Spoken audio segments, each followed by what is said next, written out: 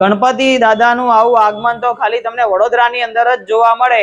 અને જો તમારે ઘરે પણ ગણપતિ તમે બેસાડવાના હોય, તમારે સારું એવું ડેકોરેશન કરવું હોય તો GJ6 વેરાયટી શોપની અંદર તમને પાર લાઇટ મળી જવાની છે, જેની અંદર 6 LED વાળી જે પાર લાઇટ જે તમે જોઈ શકો છો કેટલું મસ્ત ફોકસ આપે છે અને રિમોટ કંટ્રોલ વાળું આવશે.